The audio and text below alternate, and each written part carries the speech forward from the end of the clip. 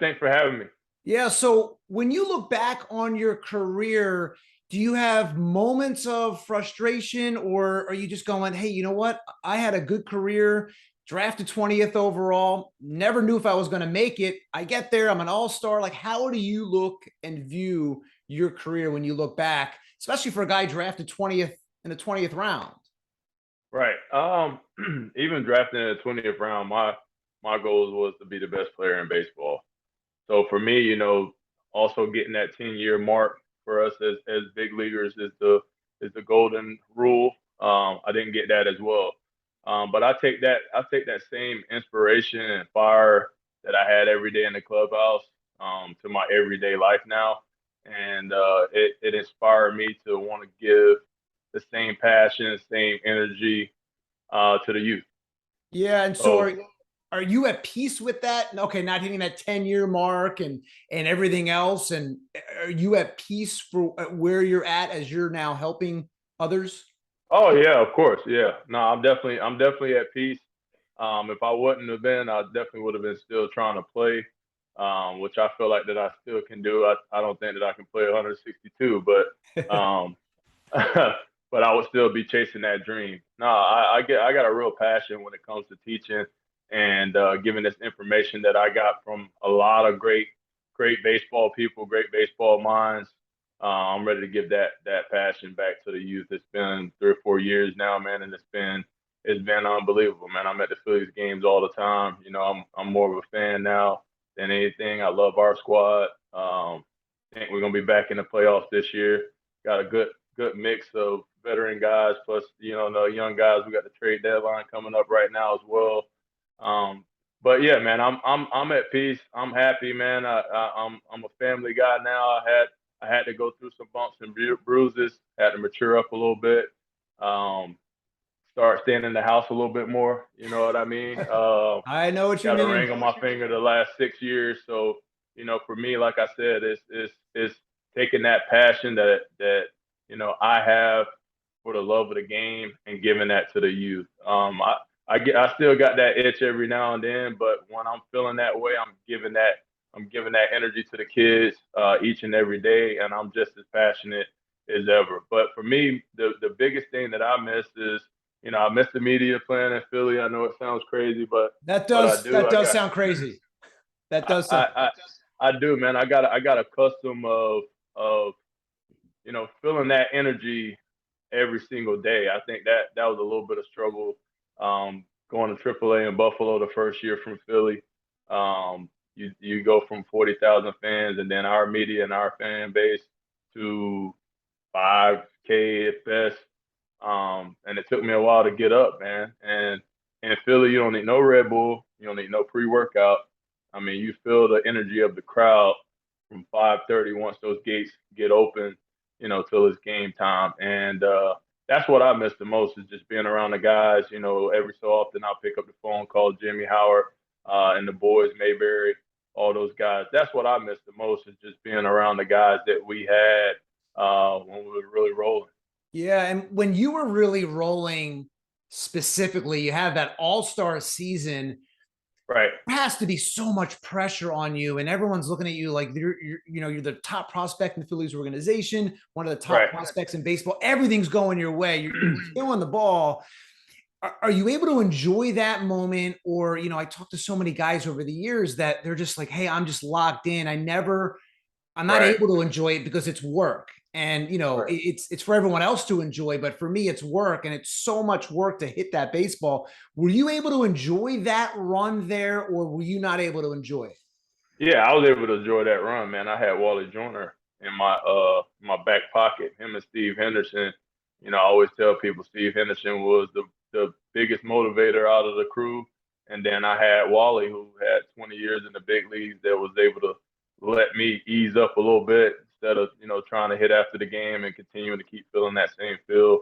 Go home, dude, enjoy it, have some fun, and I did. I think the biggest thing for me was those next couple of years, health number one, but number two, putting a lot more pressure on myself. Not seeing Jimmy and a couple of other guys that we had in the clubhouse. We got a couple of guys that was in the mix, great dudes, But I felt like, and I could be wrong here, I felt like that we got some guys that wasn't Philly guys, and that part was a little bit different. And for me, I was used to picking up the phone or seeing Jimmy each and every day. Chase left in 15 as well. It was just a different clubhouse, and it was my time to do my thing, and I didn't. You know what I mean? Like I said before earlier, that part of it.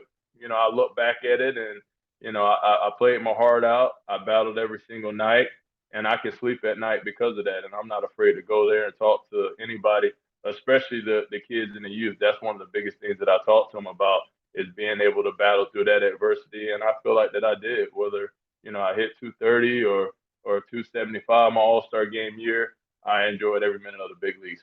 Yeah, it is a weird thing when you take a step back and think about professional sports. It's a weird thing. Like everyone knows the money you're making. People Right. are criticizing you on the radio or at the games or booing you and things like that or cheering for you. It's really the only profession that's talked about in that way where everyone knows your money, everyone knows your business. Actors aren't booed at work. They're not booed Right. on the set. Right. And if they mess up, they can do another take, right? And so Right. it is this weird profession of you ever take a step back and go, just look at the absurdity of it. Like, hey, I'm walking into onto a field here in a visiting town. And I'm getting booed or even booed by my Visiting town. What, Jeff? What you talking about, man? All right, so Playing in Philly, man. If you could play here, you could play anywhere. The fans are great. Just like I was saying earlier, you don't need no pre-workout, no energy, and all this stuff. You're ready to go. And then you go to Arizona or something like that, and you wishing that you're at home because these guys are making sure that you're accountable. And that's why I moved back. I tried Atlanta for all season. Florida, I grew up there as well. Tried it. My parents was like, dude, if you want to do this youth thing, man, and you want to bypass the line, you got to get your butt back up to Philly. And I was scared to death, man, because I didn't know how the fans were going to take me in. I didn't know any of that, but I do know that I'm a risk taker, man, and I know that once I got here and I seen the love and energy in the communities, I start reaching out to the local little leagues, just trying to find some good people around, man. And I found a home here in Philadelphia, King of Prussia area, Montgomery County. The love and support that Dominic Brown has gotten, and my family as well. It's been unbelievable. yeah. So tell me, let's talk about that. Tell me you're the coach or the owner. Like, explain what's going on here. So it's the Tri-State Arsenal DB9. Mm-hmm. Is it a league? Is it a team? Tell me what's going on. So I have 8 teams of my own based through Tri-State Arsenal. There's roughly 25 teams in total. We're in the Montgomery County area. Let's see how many players. 100 and some odd players of my own. Like I said, I teamed up with a lot of guys with the local little leagues and start branching out and really connecting with the parents and the players and getting some coaches. Philip Cuevas is the vice president of Tri-State Arsenal. Lindy Castillo, guys that are former Phillies. And we have probably about 6 or 7 ex-pro guys. I'm just trying to give that, like I said earlier, I'm trying to give that passion and energy back to the youth and trying to do things the right way and show this youth, how things are supposed to be done. Because these guys are smarter than us, Jeff. They got the Rapsodos and these $30,000 machines to, help your swing, which is phenomenal because for us, it was all on field. Now it's about what's real and what's field. These guys could take 5, 6 swings and data's going to tell them stuff that we had to feel ourselves in spring training with 200-300 swings a day. So it's phenomenal. And sorry to cut you off. How old are these kids? And are they just playing in the league against each other, or are they playing outside leagues? Not at all. So they're playing outside leagues. We have a spring, summer season that roughly is 5 to 10 tournaments, depending on what age group and if you're national caliber. If you're national caliber, you playing 7 to 10, maybe even more than that tournaments, going down to Florida, Georgia a couple times.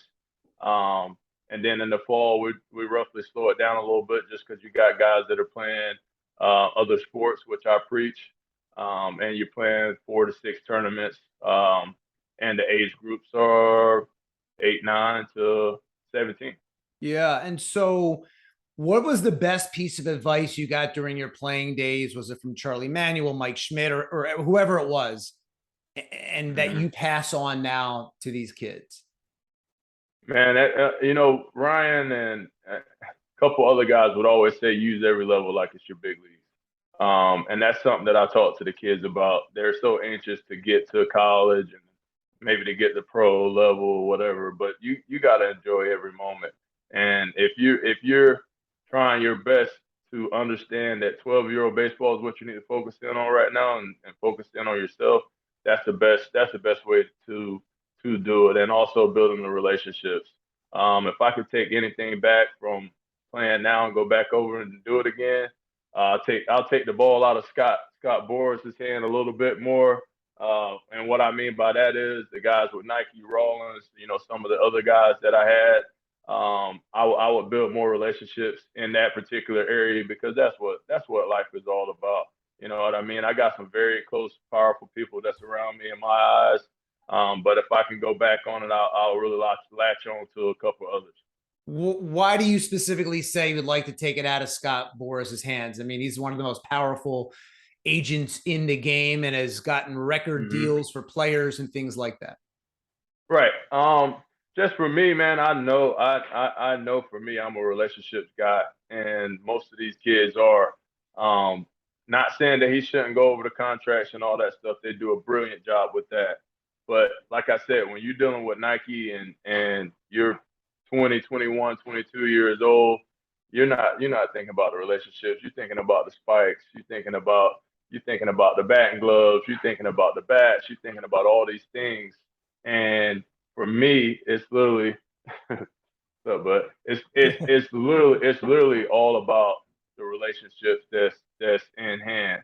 I think I did a really good job with that when it comes to the media with Jim and a couple of the other guys that was around every day.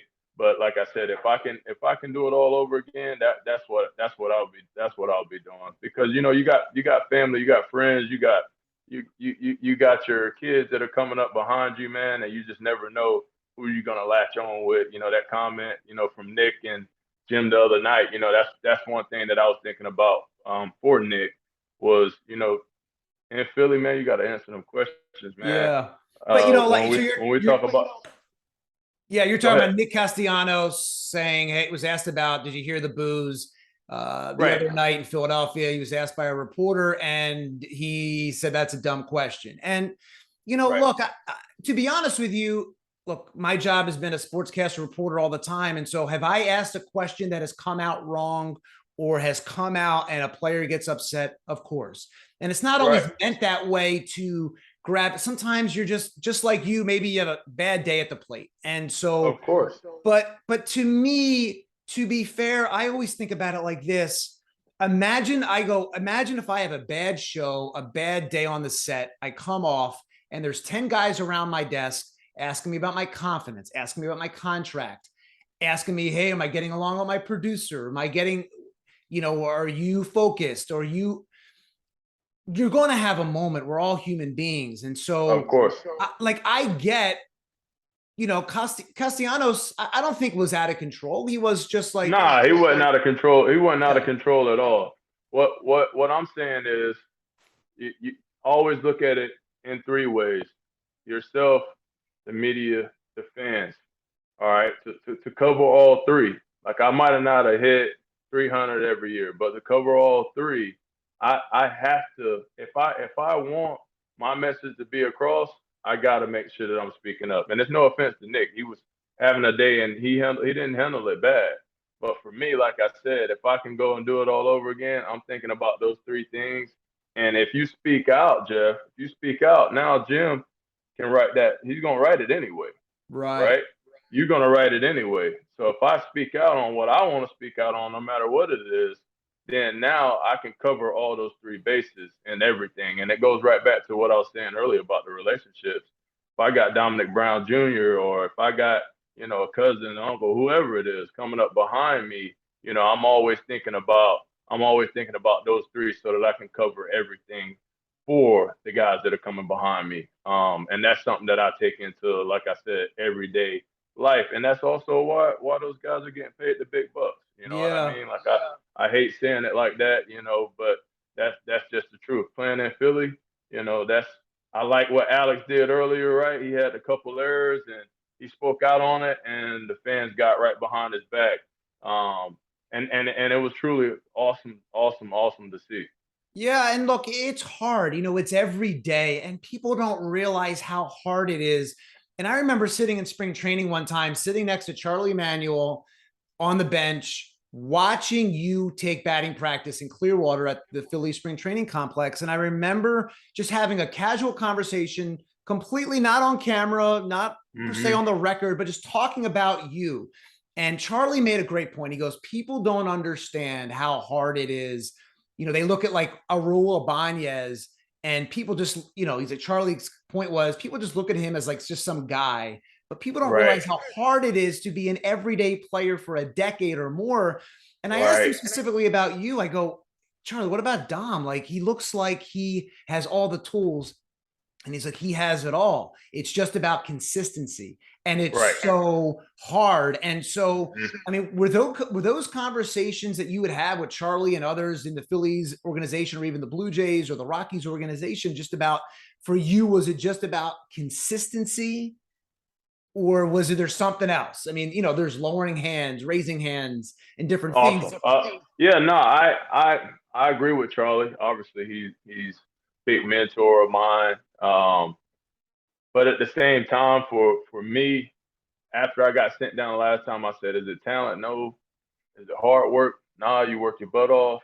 And I went back down to the education piece when it came to the physical swing. When I get the heel strike and when I get to my launch position when my foot strikes, where am I? Where's my hands? Where are all these things? And for me, I would work hard, but at the same time, I didn't know that much when it came down to the angles and the degrees and what to do, what to feel with my back hip. And I'm not afraid to say that because I went into the lab and I used social media and all these hidden gurus and all this stuff. And I wanted to learn, man. And my last couple of years of playing, man, I had some really good years, no matter where it was at. I played well, stayed healthy for the most part, man. And I seen that, like you just said, it all boils down to being consistent. But you got to get to the root of it, man. Right. Like Dom had to get to the root of it because my first year in AAA, dude, I hit a 250. Like before that, I don't know if I hit under 300, in AAA. And I felt like that was in my sleep. No offense to anybody, but going down there and struggling, in my last couple of years struggling in the big leagues, man, I said, you know what, enough of this. Enough of that. Let's get to the root of it. Let's figure out what it is. We know that I work. You know that you work hard. You know that you got the talent. What else is it? And that's what I had to do specifically for Dominic Brown, and that's the only reason why I'm able to go out every day. I'll be at the Phillies game tonight, man. Just trying to chop it up with the fans because I know that I'm at peace when it comes to it, man. I love the game of baseball. And Charlie and those guys would always tell me the game don't owe you anything. You know what I mean? All you can do is work hard, prepare.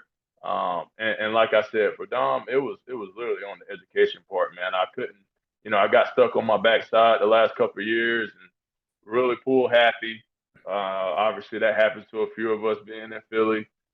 Tried to work my way back out to the outside pitch, but I just couldn't get back to my strength. And when I got called up, man, I was a gap to gap guy, left center field, and then they start busting me in, man. Jimmy talked to me about the toe tap. I cleaned up a lot of spots when it came to my swing, staying tight, not being long, able to get closer to the plate. And then now they make the adjustment back out to the outside pitch and a couple more breaking balls. Um, and Dom was still sitting on right center field to the right field line. Right. And like I said, I had to figure out how do I get back to these basics. And I end up doing that, man. And like I said, I ended my career well in my eyes. Didn't get my 10. But again, that's why I take the same passion, energy, and things that I learned at 30, 25, 26, 28. Now I'm able to give the kids that are 8, 9, 10, 11. And that's truly special to me. Yeah, I remember there was a time, and I'm sure you don't even remember this, but there was a time toward the end you were injured a lot, and I think you were down in Lehigh Mm-hmm. Valley. You were in AAA, I think on a rehab assignment. And Right. that night, you were doing a rehab assignment, and I believe you found out that night that hey, you're going to be activated, but you're going to stay in AAA. I think this is the Right. story. And so Right. I ran into you in a restaurant like after a game. I was up in Lehigh Valley. A friend of mine was a minor league pitcher, and I went to watch him play with my Mm-hmm. wife and friends. And I passed by you in a booth. You were sitting in a booth. I don't know if it was your wife or girlfriend and your kid. And I just saw the Mm-hmm. look. I saw the look on your face of just like, like deflated, like obviously that disappointment. And in baseball, it's a Right. game of disappointment. How low did it get for you? When you got to that point of like going, all right, like this stinks. I mean, there had to be obviously moments where you're like, you got to be kidding me, and you're like pounding Right. the table. No, I agree. At that particular time, I think Ruben had came in town as well. Man, those I tip my hat, man, because I definitely was stubborn, and I think that's what made me a pretty good player as well. But they kept it honest with me. Charlie was down there at times as well. But that time was dark for me, man. If I could say at any. I didn't want to be in AAA. I didn't really understand the importance of it. Now looking back on it, it was the best thing, man. You got your butt ate up in the big leagues. I wasn't ready at that point. And deep down inside, I knew it. I wanted to compete.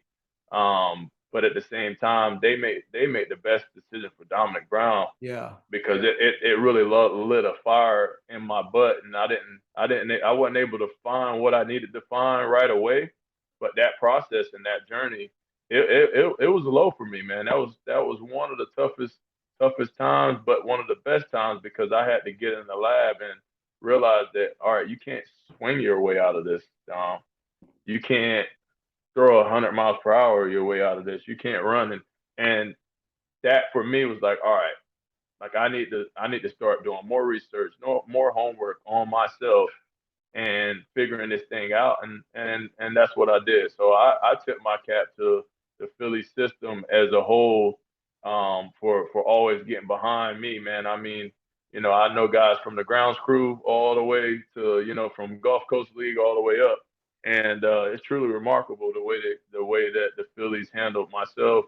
And they do the same thing with all the guys. Yeah, I remember walking by you at this restaurant in Lehigh Valley after a game.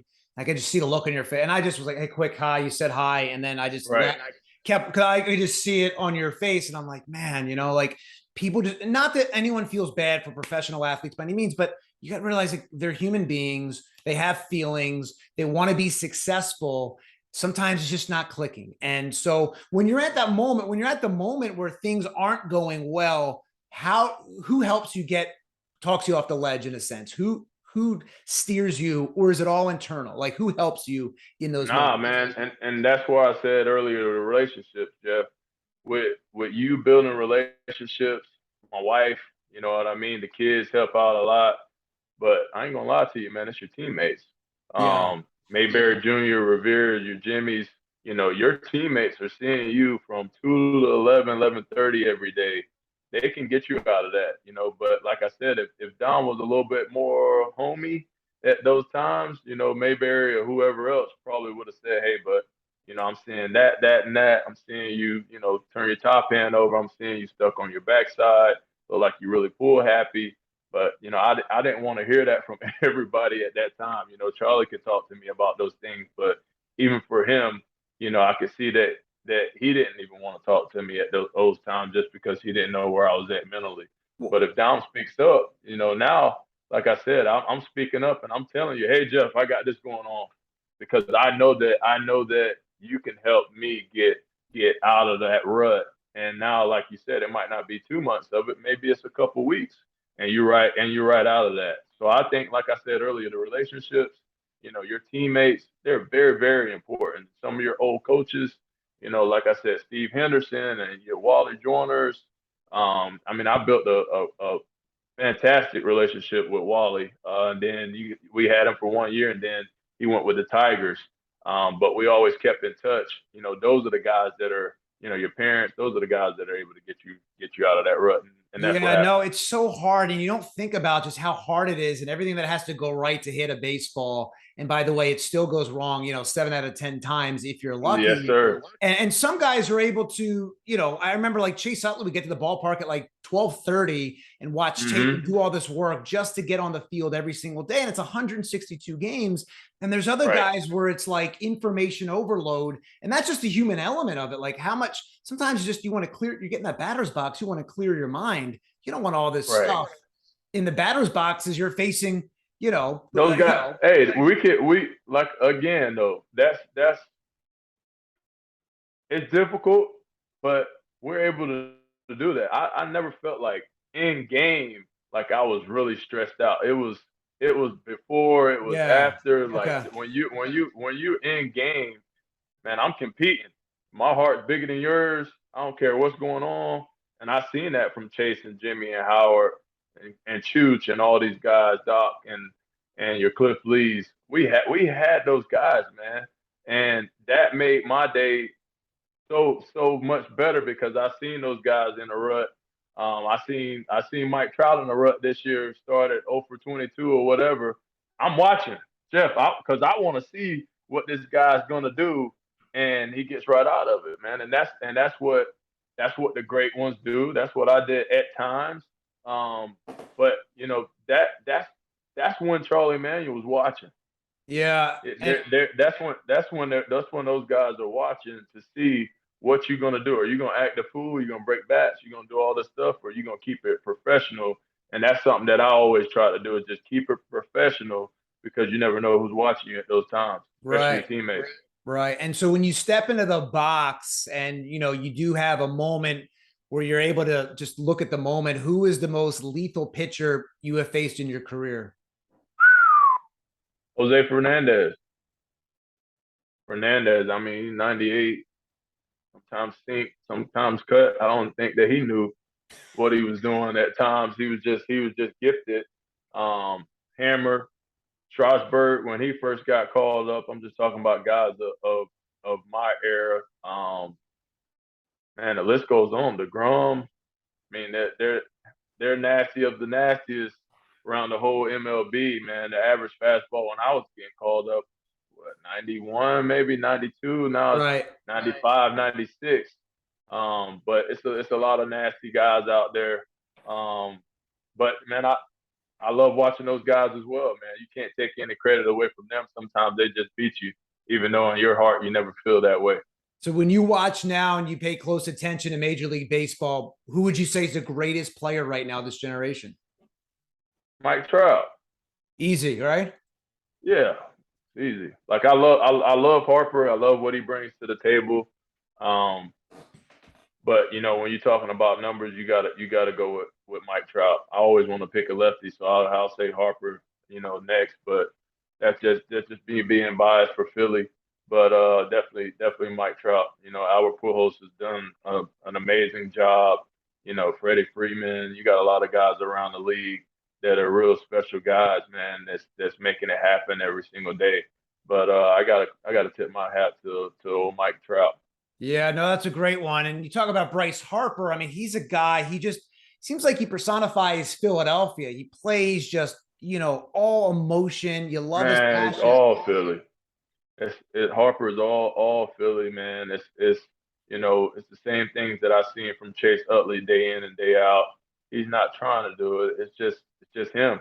It's just him, man. That Philly is all over him, dude. It's tatted all over him, and it's very special to be here in Philly to be able to watch Bryce Harper. And I mean, I came up around the same time, so for me saying that is pretty dang good. But I love watching a guy. He's a special talent. Guy works his butt off, man, and he's been consistent as well. Yeah, there's a lot of talk that Harper should be back by the end of the season from his injury. Right. Assuming that's the case, do you think the Phillies are a playoff team? I mean, if they haven't been in the playoffs in since 2011. It's been Right. forever. Do you think this is finally the year? I mean, they've had this team that's been built. It just for whatever reason has not worked. Jeff, why are you looking like you're stressed out about it, man? We're making the Because I playoffs. feel the pain. I feel the pain. I feel the No, pain. I feel that.